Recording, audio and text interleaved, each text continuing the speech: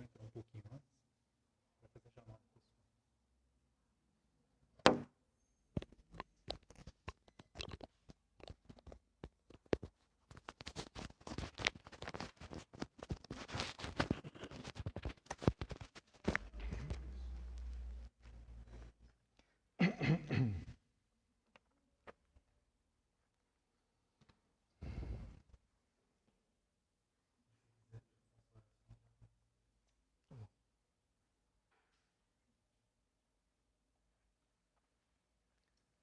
Pode fazer.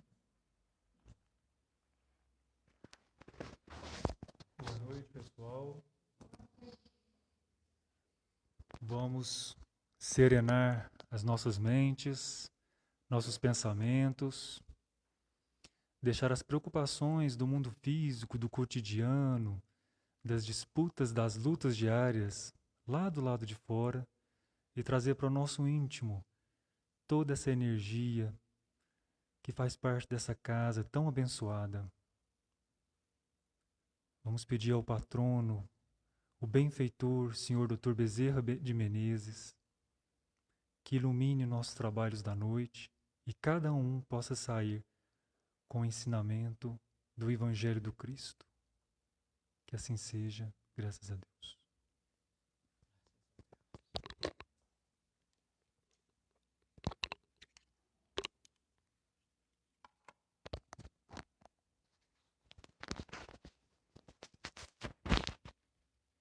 Boa noite a todos.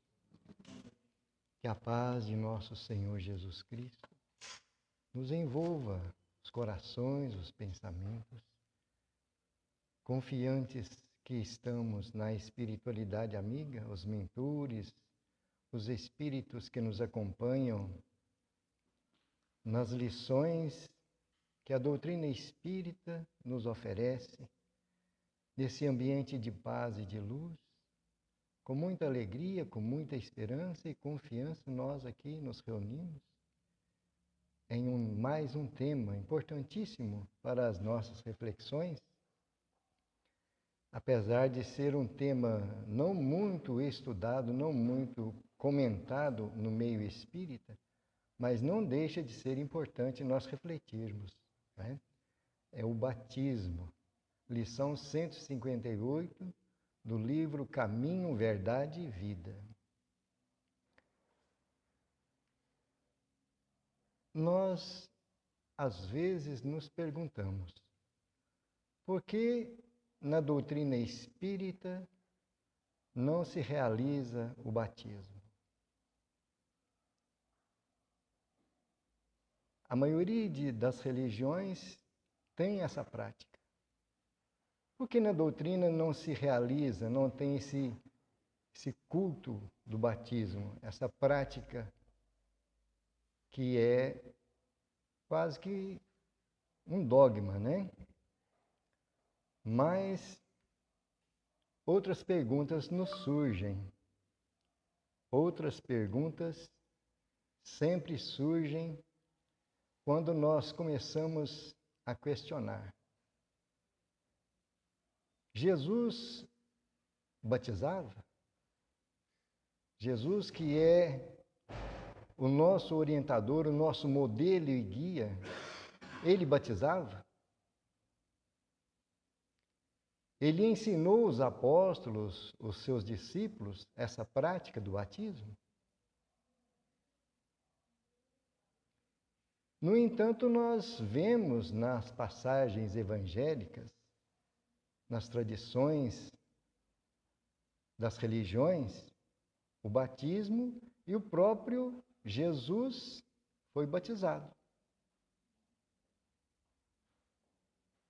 Onde estará então a resposta? Se Jesus foi batizado e não ensinou a prática do batismo para nenhum dos seus apóstolos ou discípulos, como é que nós vamos entender essa situação? Nós encontramos uma obra de Caibar Schutel, ele mesmo não publicou, mas ele havia deixado um material relacionado ao batismo, trazendo com bastante clareza vários pontos muito importantes e que não vai dar tempo de nós detalhar, mas alguma pincelada nós podemos.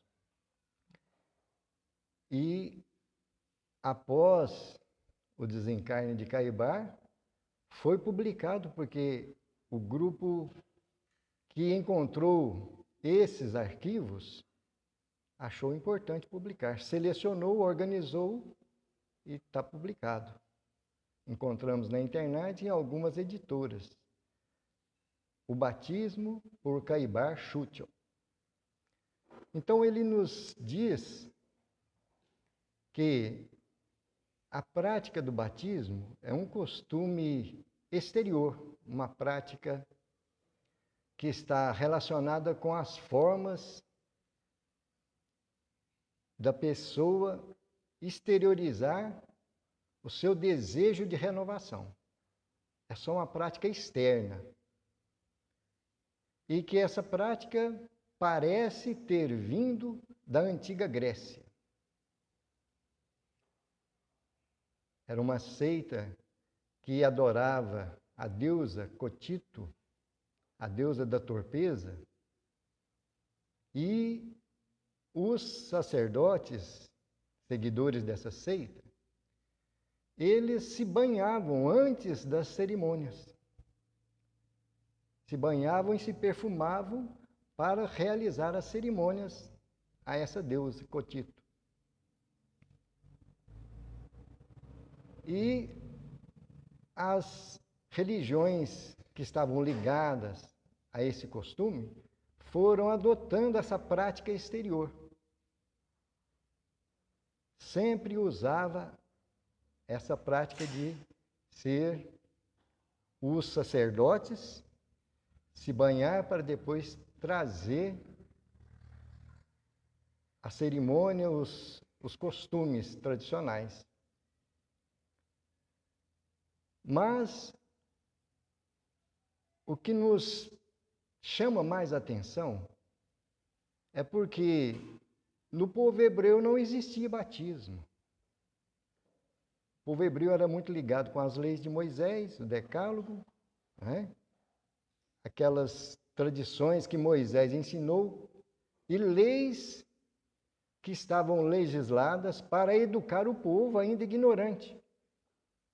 E entre essas leis, Moisés decretou a circuncisão. Então o povo hebreu não se apegou ao batismo, mas se apegou muito à circuncisão, que foi importantíssimo na época em termos de higiene corporal, de saúde física. Mas com o passar dos anos, do tempo, isso se tornou uma questão religiosa no meio dos hebreus, das religiões que estavam seguindo essas tradições de Moisés. E quando estava muito aflorada e trazia até certo perigo por ser uma prática somente exterior, e a pessoa que era circuncidada achava que já estava salvo, já estava no reino dos céus. Não se preocupava com outras coisas, somente com essa formalidade exterior. Foi quando João Batista surgiu, cumprindo as profecias de Isaías, que Isaías trouxe essa profecia. Vós que clama do deserto, endireitai as veredas, preparai o caminho do Senhor. Então essa profecia de Isaías deixa muito claro a missão de João Batista. E quando João surgiu, ele não tinha sobrenome Batista. Ele é filho de Zacarias e de Salomé. Não tinha sobrenome Batista. O Batista foi herdado justamente pela prática que ele começou para endireitar as veredas e voltar o pensamento do povo a seguir a lei interior do espírito de renovação. Então, ele, percebendo esse perigo que estava nas religiões, lutou e venceu, procurando tirar esse costume que não era já naquela época construtivo para as religiões, o costume de ser circuncidado, pela prática do batismo. Uma prática também exterior, mas menos prejudicial aos seguidores das religiões. Porque, através da imersão do batismo nas águas, ele exortava a pessoa a se arrepender, a mudar de comportamento e procurar a sua transformação moral. Então, como diz a profecia de Isaías, João Batista veio, a voz que clamava no deserto, porque ele vivia no deserto, se alimentava de mel silvestres e de gafanhoto. E com essa ação que ele fez, que ele teve, com muita dificuldade, com muita luta, ele começou a atrair a si as multidões. Todos que o ouviam ficavam maravilhados, porque ele trazia a voz da verdade. Então, era uma prática exterior que estava sendo substituída por outra prática exterior, mas menos prejudicial. Então, nós vemos que Emmanuel comenta, depois nós vamos ler a lição, que era necessário, como as crianças que necessitam de imagens para que possam ficar gravadas em suas mentes as lições, os ensinamentos. Não é? As crianças, nós precisamos de trazer a elas imagens, objetos, para elas começarem a assimilar o ensinamento que elas precisam aprender. Então, quando Jesus procurou João Batista para ser batizado, era porque, naquele momento, outra profecia, só que agora é de João Batista. Ele dizia: eu vos batizo com água, para que vos arrependais e busque a vossa transformação. Mas vem após mim outro, do qual eu não sou digno de carregar as sandálias. Ele vos batizará com o fogo e o Espírito Santo. Olha como que é a providência divina, vai trabalhando com a mentalidade humana, de acordo com o grau evolutivo, de acordo com a percepção das leis divinas. Por isso que Jesus, inúmeras vezes, ou várias vezes, ele dizia: ouça quem tem ouvidos de ouvir. Porque nem todos estavam preparados para ouvir as lições de Jesus. Jesus teve que usar símbolos, parábolas, para que aqueles que ainda estavam começando a entender a vida espiritual começassem a ligar a verdadeira vida para buscar o verdadeiro reino dos céus, a verdadeira terra prometida, que foi prometida lá para o povo hebreu. Então, por isso que Jesus foi a João Batista. E depois nós temos aqueles relatos que quando Jesus foi batizado, desceu sobre ele um espírito como pomba. Então, muitos simbolizam a pomba descendo sobre a cabeça de Jesus. Mas João Batista relata que é como se fosse uma pomba, manso, mansidão. E diz em uma voz: este é o meu filho querido, em quem me comprazo. Então, João Batista, que era um médium extraordinário, percebeu essa voz e relatou isso. Está lá nos evangelhos. Não é? Então, essa é a única razão de Jesus não ter ensinado o batismo, praticado o batismo, incentivado o batismo. Porque se fosse necessário, ele teria feito, teria dado continuidade. O próprio João Evangelista, que foi o apóstolo que mais estava próximo de Jesus, inclusive nos laços consanguíneos, era primo e irmão, ele acompanhava Jesus. Eram 3 apóstolos que estavam mais próximos em cada fenômeno que Jesus realizava. Esses 3 apóstolos estavam presentes. Pedro, João e Tiago. Porque eles já tinham essa maturidade e poderiam oferecer um material para que os fenômenos tivessem condições de se realizar. Então, João Evangelista estava muito próximo de Jesus. Por que João Evangelista também não continuou com essa prática, com esse ritual? Porque não era necessário mais, não é? Jesus veio nos batizar com o fogo do Espírito Santo. E o que é o Espírito Santo? As vozes dos espíritos superiores que vêm nos alertar sobre a verdadeira vida.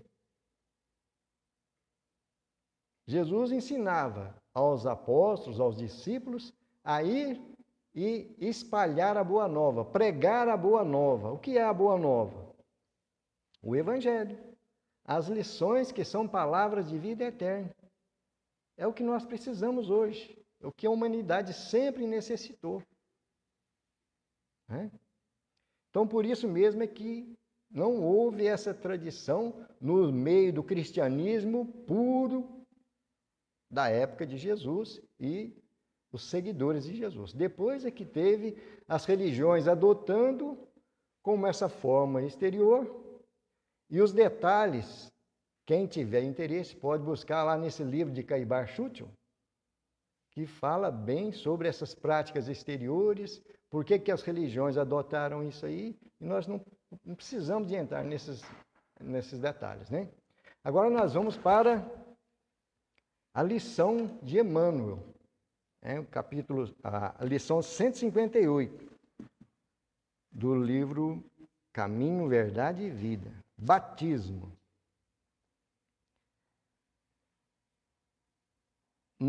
Em Atos dos Apóstolos, capítulo 19, versículo 5. E os que ouviram foram batizados em nome do Senhor. Está em Atos dos Apóstolos, capítulo 19, versículo 5. Comenta Emmanuel. Nos vários departamentos da atividade cristã, em todos os tempos, surgem controvérsias relativamente aos problemas do batismo na fé. O sacerdócio criou para isso cerimônias e sacramentos. Há batismos de recém-natos na Igreja Romana. Em outros centros evangélicos, há batismo de pessoas adultas. No entanto, o crente poderia analisar devidamente o assunto, extraindo melhores ilações com a ascendência da lógica. A renovação espiritual não se verificará tão somente com o fato de se aplicar mais ou menos água, ou com a circunstância de processar-se a solenidade exterior nessa ou naquela idade física do candidato. Determinadas cerimônias materiais, nesse sentido, eram compreensíveis nas épocas recuadas em que foram empregadas. Sabemos que o curso primário na instrução infantil necessita de colaboração de figuras para que a memória da criança atravesse os umbrais do conhecimento. O Evangelho, porém, nas suas luzes ocultas, faz imensa claridade sobre a questão do batismo. E os que ouviram foram batizados em nome de Jesus. Aí reside a sublime verdade. A bendita renovação da alma pertence àqueles que ouviram os ensinamentos do Mestre Divino, exercitando-lhes a prática. Muitos recebem notícias do Evangelho todos os dias, mas somente os que ouvem estarão transformados. Então, Emmanuel deixa com muita clareza por que é que a doutrina espírita não adotou essa prática. Na doutrina espírita, nós aprendemos, desde as lições mais simples, desde os primeiros contatos com essa essência do Evangelho de Jesus, que o que nós necessitamos é ter a pureza de coração. Procurar transformar nossos sentimentos doentios, nossas tendências negativas, como fazia aqueles que ouviam a palavra de João Batista primeiro e depois de Jesus. Porque muitos entenderam a lição do próprio João Batista. Quando ele dizia: arrependei-vos, porque é chegado o reino dos céus para vós. Então, aqueles que tinham a maturidade para perceber o alcance dessas palavras já começavam, mesmo recebendo aquela forma exterior do batismo, começavam a sua transformação, a busca pelo melhoramento espiritual. E com as lições do Evangelho de Jesus, hoje, analisada, refletida pela doutrina espírita, na sua pureza doutrinária, na sua simplicidade, sem dogmas, sem rituais, o que nós necessitamos? Nós, quando estamos com um sentimento de culpa, a nossa consciência está nos incomodando. E às vezes nós não queremos ouvir a voz dessa consciência. Muitas vezes, quando nós tentamos abafar a voz da consciência, o nosso eu divino é tocado em várias situações no mundo íntimo que vai criar determinadas manifestações no perispírito, que é o nosso modelo organizador biológico, e que vai se refletir no nosso corpo físico. Então, a doutrina nos mostra que a maioria das doenças que nós temos são reflexo do nosso mundo íntimo, daquilo que nós trazemos, aquilo que nós alimentamos. Por isso, quando nós começamos a entender as lições da doutrina, especificamente do Evangelho de Jesus, nós começamos a desvendar, começamos a enxergar horizontes novos, novo sentido para a nossa vida. Não são as práticas exteriores, mas aquilo que eu vou fazer com o meu mundo íntimo, aquilo que eu vou trabalhar dentro da minha personalidade, para corrigir aquilo que está me incomodando.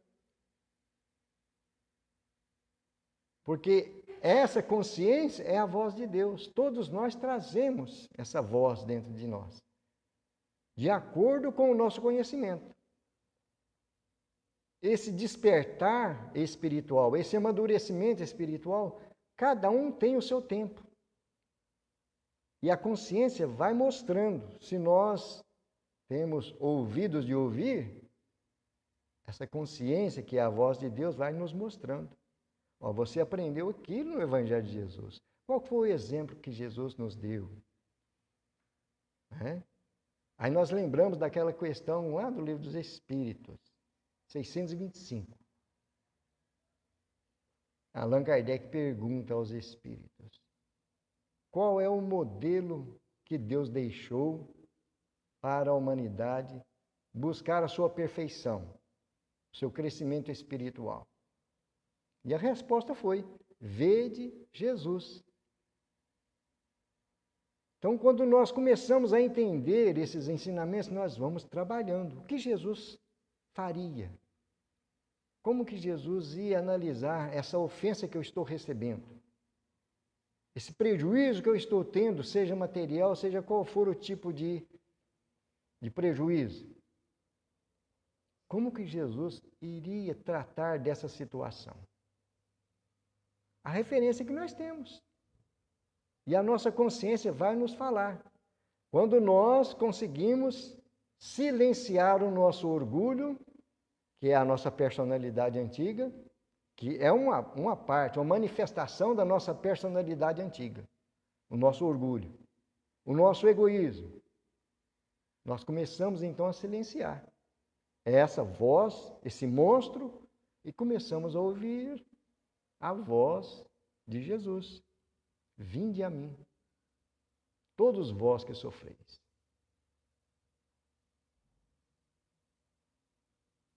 Vinde a mim, eu sou o caminho.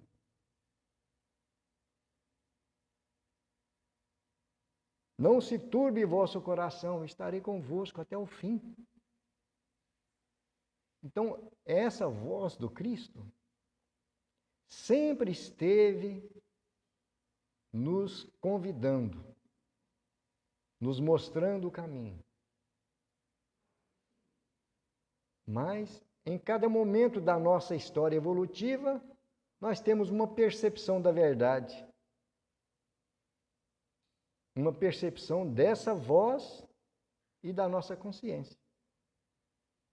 Então, nos momentos em que nós estamos vivenciando, momentos de transição planetária, a doutrina é esse farol luminoso, clareia nossas estradas, ilumina nossos raciocínios, nosso pensamento, ajuda-nos a iluminar o nosso sentimento, porque o nosso sentimento é resultado do nosso trabalho.